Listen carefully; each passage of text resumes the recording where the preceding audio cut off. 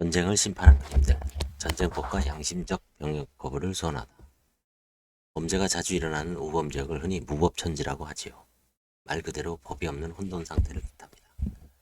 그런데 우범 지역하고는 비교도 안 될 만한 만큼 무섭고 참혹한 무법천지가 있습니다. 전쟁입니다. 아이러니하게도 무법천지한 전쟁에도 나름 법은 존재합니다. 전시국제법입니다.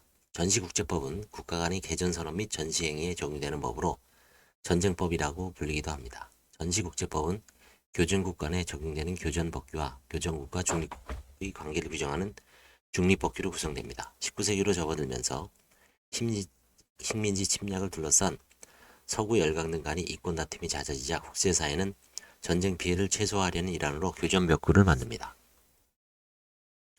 제네바 협정과 헤이그 평화조약이 대표적인 예인데요.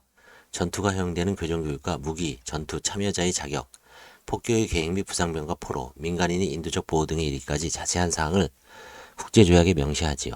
하지만 교전법규는 두 차례 세계대전에서 제 역할을 하지 못했습니다. 나치는 유대인 등 민간인 대량 학살과 주변국을 향한 무차별 선전포고를 일삼았지만 국내법과는 달리 구속력이 없는 국제조약인 교전법규는 나치 만행의 속수무책이었던 셈이지요. 침략자들을 향한 고야의 경고. 오래전부터 화가들은 전쟁을 주제로 그림을 그렸습니다. 나폴레옹 같은 전쟁 영웅을 상찬하거나 애국심을 고취시키려는 의도에서였습니다. 반면 스페인의 국민화가 고야는 침략국 군대의 민간인 학살 현장을 캠퍼스에 옮겼습니다. 마드리드 프라도 미술관에 가면 반드시 봐야 할 대작 1808년 5월 3일의 학살입니다.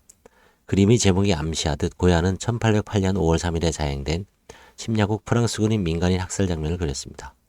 18세기 말과 19세기 초의 유럽은 나폴레옹이 일으킨 전쟁의 소용돌이에 휘감겨 있었죠. 나폴레옹의 야욕은 당연히 이웃나라인 스페인까지 미쳤습니다. 나폴레옹은 카를로스 4세의 무능과 정치적 혼란을 틈타 자신의 친형 조제프를 스페인 국왕으로 추대합니다. 이에 분노한 마드리드 시민들이 총칼로 무장한 프랑스군에 맞서 봉기하지만 실패로 돌아갑니다. 프랑스군은 마드리드 시민들을 무차별 학살합니다. 고야는 바로 그 참혹한 장면을 그렸습니다. 그림 속 언덕 뒤쪽으로 펼쳐진 칠흑 같은 어둠은 절망과 죽음의 분위기를 자아냅니다. 이미 처형을 당해 죽은 사람들의 시체가 바닥에 널브러져 있고 죽음을 앞둔 시민들이 어깨를 움츠리고 얼굴을 가린 채 있습니다. 바로 그 무리 속에서 당당히 양팔을 들고 청년이 있습니다. 고야는 청년의 모습을 마치 십자가에 못 박힌 예수와 같은 자세로 묘사함으로써 처형당한 시민들이 모두 순교자임을 암시합니다. 저 멀리 구원을 상징하는 성당이 이를 방증합니다.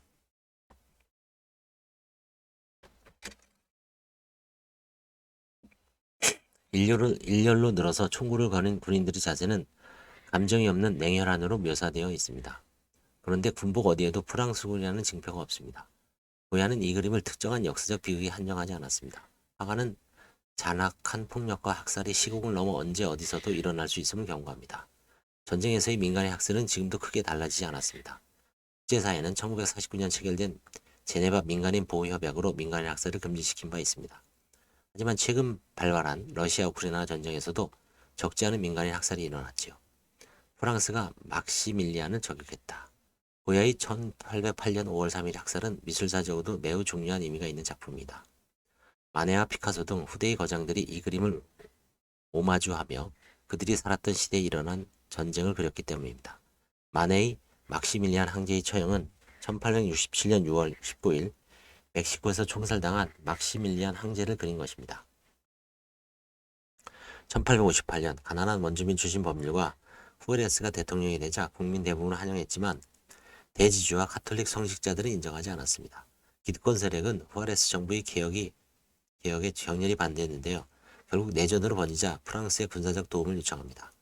해외 식민지 확장에 열을 올리던 나폴레옹 3세는 군대를 파견하여 1864년 멕시코를 점령하고 오스트리아 합스부르크가의 일원인 젊은 막실리미안 대공을 식민지 황제로 추대합니다. 그러나 남북전쟁을 끝낸 미국이 후아레스를 지원하면서 프랑스군은 패배를 거듭하여 철수하게 되고 망명을 거부한 막시밀리안은 법정에서 사형을 선고받습니다. 아내는 프랑스 3세의 제국주의 야욕에 희생이 된 막시밀리안의 비참한 최후를 그렸습니다. 담벼락 위에서 머리를 감싸고 팔을 베고 있는 사람들은 멕시코 원주민처럼 보입니다. 고국이 강대국들이 전쟁터가 된 비정한 현실을 그저 무기력한 관찰자가 되어 바라보는 것 같습니다. 사형수는 막시밀리안을 비롯해 3명뿐인데 비해 집행자는 6명이나 됩니다. 승전국과 패전국 사이 힘의 불균형이 느껴집니다. 화가는 어떠한 감정의 과잉도 없이 사분이나 풍경을 처음 느꼈던 인상 그대로 묘사했습니다. 심지어 집행자와 사형수 모두 검정색과 흰색만으로 채색하는 등 어느 누구에도 포커스를 맞추지 않았습니다. 사형 집행이란 끔찍한 장면을 총구와 담벼락이 평행하는 단순한 구도로 표현함으로써 별다른 극적인 장치 없이 상황을 객관적으로 묘사했습니다. 마치 전쟁 중의 평범한 일생을 기록한 사진 같습니다. 그래서일까요? 그림을 보는 관람자들은 오히려 더욱 섬뜩한 공포를 느낍니다. 사람을 처형하는 게 평범한 일상이라니 말입니다. 총을 쏘는 멕시코 군인 무리 뒤로 시선을 아래로 향한 채 무심하게 총의 상태를 살피는 하급 관리가 보입니다. 그는 프랑스군을 배신하고 후아레스 군대의 일원이 된 프랑스 본토인입니다. 마네는 이러한 인물 배치를 통해 비극의 책임이 프랑스 본국에 있음을 지적합니다. 당시 프랑스의 진보 지기신들 사이에서는 나폴레옹 3세의 무리한 침략 전쟁을 강하게 비판했죠. 작가 에밀 졸라는 프랑스가 막시밀리안을 저격했다는 공격적인 논평을 내놓기도 했습니다. 패전국의 원수 및 군사 책임자는 전범으로서 무거운 책임을 져야 합니다. 같은 맥락에서 막시밀리안은 나폴레옹 3세를 대신해 총사령을 받은 것입니다. 전범을 처벌하는 국제군사재판은 제2차 세계대전 직후 승전국인 연합국이 주도로 본격화되었습니다. 당시 전범들은 뉴른베르크 재판 및 도쿄 재판에 회부되어 A, B, C급으로 나뉘어 처벌되었습니다. A급은 침략 전쟁을 계획 준비 수행하고 공동 모의를 한 자, B급은 교전복구나 관례를 위반하여 살해, 포로 학대, 약탈 등을 저지른 자, C급은 반인도적으로 살인 학살을 하거나 국적이나 종교가 다르다는 이유로 민간인을 학대하거나 노예화한 자입니다.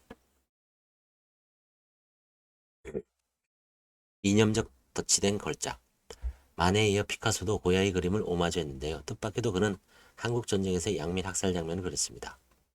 가로폭이 2m가 넘는 오른쪽에 투구와 철제 갑오로 무장한 군인들이 총칼을 겨누고 있고 그 반대편에 임산부 아이들이 벌거벗은 채 잔뜩 겁에 질려 있습니다. 그림의 구도가 고야의 1808년 5월 3일 학살과 닮았습니다. 이 그림은 1950년 강해도 신천군에서 일어난 이른바 신천군 학살 사건을 다루고 있습니다. 한국전쟁이 발발하고 유엔군이 북상하자 신천군에 남아있던 반공 세력들은 폭동을 일으켜 관공서를 장악하고 태극하던 인민군을 공격했습니다. 아울러 공산당의 부역자들과 그 가족까지 수청했지요. 이후 중국군이 개입으로 전세가 역전되자 이번에는 인민군이 남쪽으로 진군하는 과정에서 미처 태각하지 못한 국군 가족들을 무차별 살육합니다. 당시 상황에 대해서는 남측과 북측의 주장이 서로 엇갈렸지만 피카소는 전쟁으로 인해 무고하게 희생당한 사람들과 이들에게 총뿌리를 겨눌 수밖에 없었던 군인들이 비극적인 운명을 은유적으로 묘사했습니다. 서양 미술사에서는 이 그림과 함께 스페인 내전을 그린 게르니카와 나치를 비판한 시체 안치소를 피카소의 반전 3부작이라 기록합니다. 피카소는 두 차례 세계대전과 스페인 내전까지 전쟁의 시대를 살아야 했던 예술가였죠. 하지만 한때 그가 프랑스 공산당에 가입했다는 사실을 꼭두리 삼아 반전 3부작에 이념적 덫이 씌워지기도 합니다. 메카시즘을 비롯한 반공주의가 득세하던 1950년대 미국에서는 한국에서의 학살이 미군의 양민 학살을 고발한 작품으로 단장하고 한동안 피카소 작품들을 자국에서 열리는 전시에서 퇴출시키는 어처구니 없는 일들이 벌어졌지요. 내전의 비극을 그리다. 전쟁은 국가 간 충돌로만 일어나지 않습니다. 국가 안에서 정치적, 이념적, 지역적 갈등이 심화되어 내전의 형태로 일어나기도 하죠. 한국전쟁에는 동족 상잔의 비극이라는 수식어가 따라붙습니다. 동족 산장이란 같은 결의끼리 치르는 전쟁인데요. 다만 한국전쟁이 내전에 해당하는가에 대해서는 견해가 엇갈립니다. 남북전쟁은 미국이 치른 전쟁 중에서 가장 피해가 큰 내전이라 할 수 있습니다. 두 차례의 세계대전과 한국전쟁, 베트남 전쟁과 아프가니스탄 전쟁에 이르까지 미국이 치른 모든 대외전쟁의 전사자와 맞먹는 규모의 희생자가 남북전쟁에서 발생했죠. 당시 미국 총인구 3,100만 명의 10%가 넘는 320만 명이 전쟁에 동원됐는데 이중 60만 명 이상의 군인이 사망했고 민간인을 포함하면 100만 명 이상이 목숨을 잃었다는 기록이 전해집니다. 한번 근현대 전쟁사에서 남북 전쟁 못지않게 중요한 내전으로 꼽히는 게 스페인 내전입니다. 1936년 2월 총선거에서 승리한 인민전선 내각이 들어서자 이를 반대하는 프랑코가 군대를 이끌고 반란을 일으킵니다. 대부분의 내전에는 어김없이 외부 세력이 개입하는데요. 스페인 내전도 마찬가지였습니다. 파시스트가 정권을 장악한 독일과 이탈리아는 프랑코를 지원했고 인민전선 정부 측은 러시아가 원조합니다. 프랑크 반정부군은 1939년 3월 수도 마드리드를 함락하면서 내전을 승리로 이끕니다. 스페인 내전은 1930년대 유럽을 휩쓸렸던 이데올로기가 첨예하게 대립하다 급기야 무력 충돌로 이어진 대표적인 사례입니다. 당시 유럽의 지식인을 비롯한 문화예술인들은 프랑코의 반지성적 쿠데타를 질타합니다. 해밍웨이는 종군기자로 참전하면서 겪은 스페인 내전의 참상을 소설 누구를 위하여 종은 울리나를 통해 전 세계에 고발합니다. 피카소는 반전 3부작 하나인 게르니카에서 무고한 양민을 학살하는 현장을 그립니다. 위대한 첼리스트 카잘스는 훗날 국제사회가 프랑코 정권을 묵인하는 것에 대한 항의 표시로 음악 활동 중단을 선언합니다. 그리고 스페인 초현실주의 거장 달리는 삶은 콩이 있는 부드러운 구줌이라는 그림을 통해 스페인 내전이 그로부터 멀지 않아 발발하게 되는 제2차 세계대전의 거대한 비극의 전주임을 예견합니다.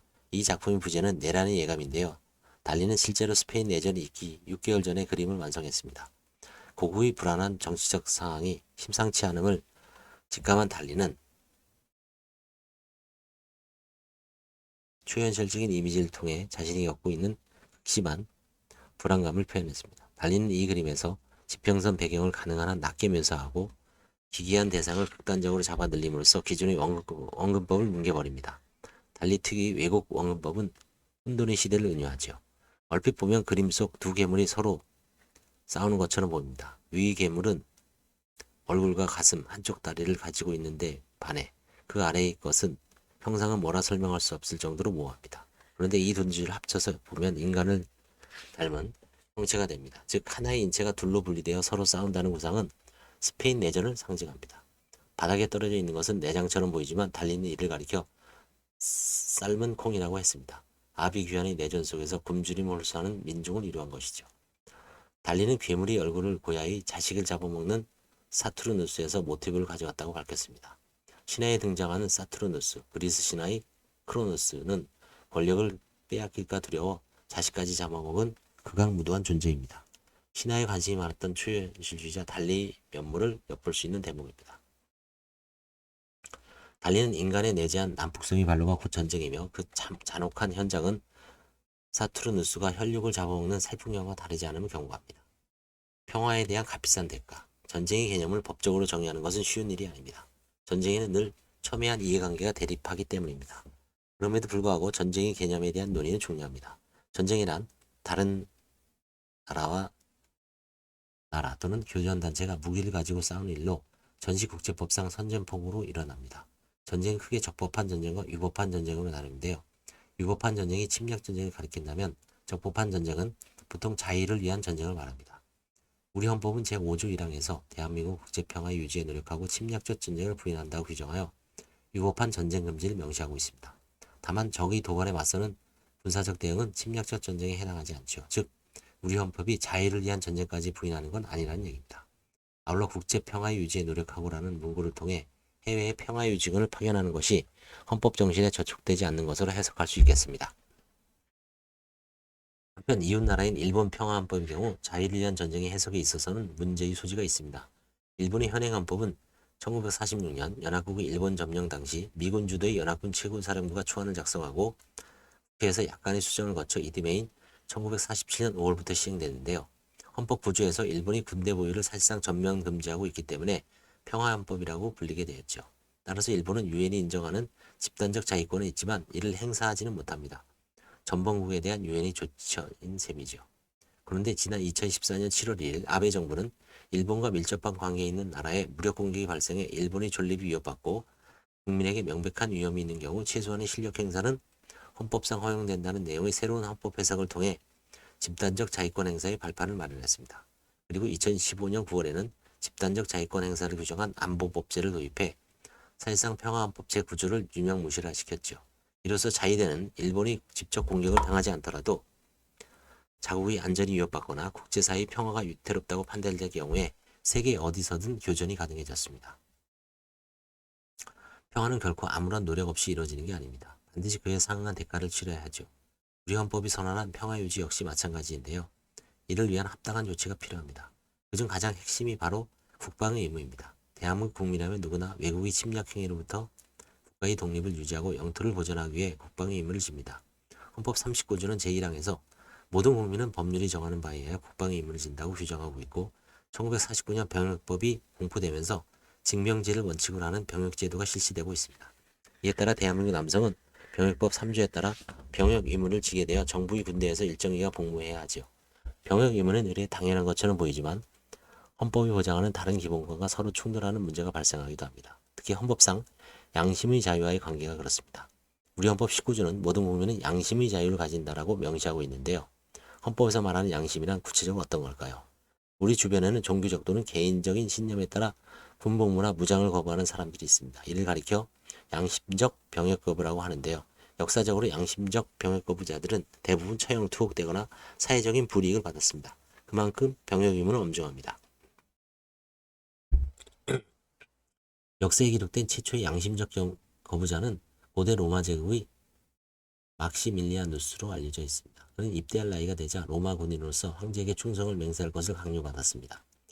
하지만 독실한 기독교인이었던 막시밀리아누스는 비폭력 평화를 강조한 성경의 가르침대로 군 복무를 거부하다 참수형을 당하죠. 훗날 그는 성인으로 추대됩니다. 양심적 병역 거부가 최초로 합법화된 것은 1575년 네덜란드에서 빌럼 1세가 메노나이트 신부들로 하여금 세금으로 군복무를 대신할 수 있도록 법령을 선포하여서부터입니다. 메노나이트, 네덜란드 종교개혁자 메너 시멘스의 생겨난 교파로 기독교 교리를 엄격하게 지키는 삶을 강조하는 과정에서 군복무를 세금으로 대신하기도 했다. 1750년 양심적 병역 거부는 영국에서도 크고 작은 논란을 일으켜왔습니다. 1757년 영국에서는 퀘이커 신도들이 군복무를 면제하는 법률을 제정했음에도 불구하고 병역 거부로 인한 사회적 핍박을 피하기 위해 아메리카 신대륙을 이주하는 일이 적지 않았습니다.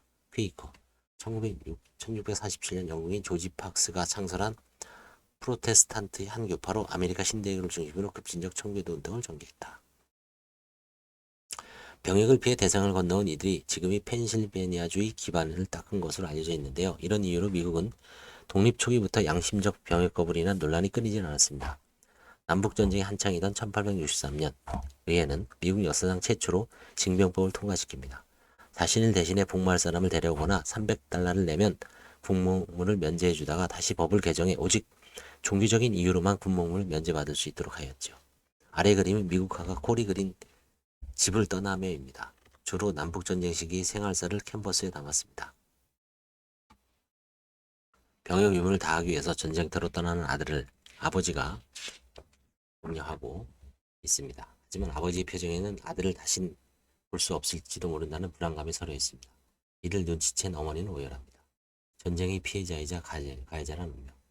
두 번의 세계전을 통해 대량 학살 및 핵폭격이라는 엄청난 창극을 겪은 인류는 이른바 생존을 위한 평화에 눈을 뜨게 됩니다. 이로 인해 양심적 병역 거부에 대한 가치관에도 변화가 찾아옵니다. 양심적 병역 거부가 20세기 이전까지는 주로 종교적 이유에서 일어났다면 세계대전 전후로는 평화 자체에 대한 발급에서 반전운동에 바탕을 둔 양심적 병역 거부가 생겨나기 시작한 것이죠. 영국에서는 일찍이 1916년 병역법을 개정하여 대체 복무를 허용합니다. 반면 나치 독일은 2차 세계대전이 발발하자 양심적 병역 거부자들을 탈영병으로 간주하여 수용소에 감금하고 처형합니다. 종전 이후 독일은 이에 대한 반성적 조치로 헌법에 병역을 거부할 권리를 명시합니다. 동독과 서독으로 분단되어 군사적으로 대립하고 있었음에도 양심적 병역 거부를 합법화한 것이죠. 미국에서 양심적 병역 거부가 가장 심했던 시기는 베트남 전쟁에서였습니다. 베트남전에서의 패배는 미국인들의 큰 충격을 가져다 줬습니다. 이는 반전에 대한 국민적 공감대로 나타났지요. 이로 인해 미국 정부는 1973년 징병제를 폐지합니다. 당시 미국 대통령 후보였던 지미 카터는 당선 공약으로 모든 경역 거부, 기피자 및 탈영병을 사면하겠다고 선언합니다. 그는 당선되자마자 취임 바로 다음날 그 약속을 지킵니다. 남과 북이 대치한 휴전 상태인 우리나라에서 양심적 병역 거부는 법으로 허용되지 않는 위법 행위였습니다. 우리나라에서 일어나는 대부분의 양심적 병역 거부는 여전히 종교적인 이유가 가장 많습니다. 전쟁과 관련된 일체의 행위에 가담하지 않겠다는 종교적 신념을 가진 여호와의 증인 가운데 징역형을 선고받은 이들이 무려 2만 명에 달하지요. 2018년 6월 헌법재판소는 대체복무제를 규정하지 아니한 병역법 제5조 1항에 대해 헌법 불합치 결정을 내렸습니다. 이로 인해 2019년 12월 개정된 병역법에는 대체역이 신설되었습니다. 양심적 병역 거부자들이 더 이상 감옥에 가지 않고 일정한 심사를 통과하면 대체복무를 통해 구제받을 수 있는 길이 생긴 것입니다. OECD 37개 회원국 중 징병제를 택하고 있는 국가는 13개국입니다. 이 중 10개 국가가 양심적 병역 거부를 인정하여 대체복무를 실시하고 있습니다. 유엔 역시 1989년 세계인권선언 제18조 및 시민적 정치적 권리에 관한 국제규약 18조에서 양심에 따른 병역 거부권을 보장하고 있습니다. 당신은 전쟁에 관심이 없을지 몰라도 전쟁은 당신에게 관심이 있다. 러시아 혁명가 트로츠키가 한 말입니다. 곱씹을수록 참 무서운 말이 아닐 수 없습니다. 병역은 이행하지 않으면 안 되는 헌법성 의무이지만 그 근저에는 전쟁이 있습니다. 전쟁의 관심주가 당신, 아니 우리를 향하는 건 우리 자신이 총을 들어야 할 의무의 대상이자 바로 그 총의 겨누는 타깃이기도 하기 때문입니다. 전쟁에서 우리는 싸움의 수단이자 폭력의 대상입니다. 우리는 전쟁의 피해자일까요? 아니면 가해자일까요? 홀로코스터, 유대인 학살은 전쟁광이 아닌 상부의 명령에 순응한 지극히 평범한 사람들이 냉소적 무관심에 의해 자행되었다는 아렌트의 말이 큰 울림을 주는 이유입니다.